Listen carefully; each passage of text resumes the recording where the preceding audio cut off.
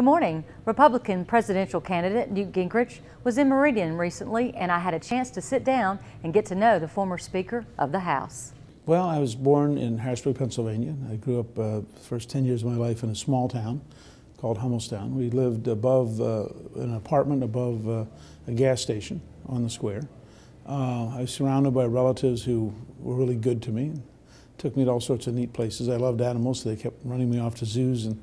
Some families make too much money for health care assistance, but don't make enough money to pay their bills. Well, I think first of all, there has to be some kind of sliding scale. That is, it shouldn't be you get 100% help and then you get zero. There ought to be some way to say, all right, as you do better, as you work harder, we're going to gradually taper down, but you're going to get some support all the way through the transition process, and I think that's a key part.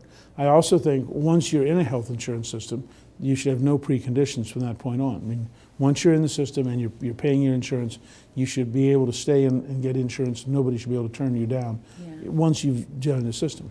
Rising gas prices are something everyone is concerned with, so I asked Gingrich if he had a plan to reduce gas prices if he's voted in as president. Well, my agenda would be to dramatically expand production, to build new refineries for the first time since 1977, to build the Keystone Pipeline to bring 700,000 barrels a day of Canadian oil to Houston, and to open up both offshore and federal lands so that we would really dramatically increase production and be the leading oil producer in the world. And I think if you do it right, you'll drive prices down. We've seen this with natural gas. Finally, I asked Speaker Gingrich why he is running for president. I think as a country, we are in real trouble. I think we need very big, very bold solutions because we're a big country.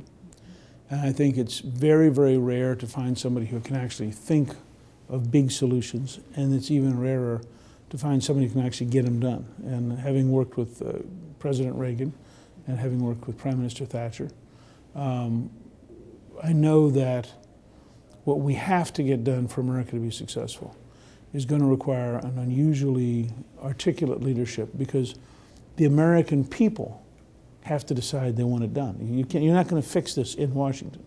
You have to fix it in the country and then impose that fix on Washington, because Washington is quite happy with the way things are going. I mean, Washington's doing just fine. It's the rest of us who are in pain. Real effective leadership has to be the president talking with the people talking to the Congress. And then it's amazing what you can get done. To see more of this interview with Newt Gingrich, click over to the Meridian Family of Stations Facebook page. I'm Angie Denny, and this is your Morning Report.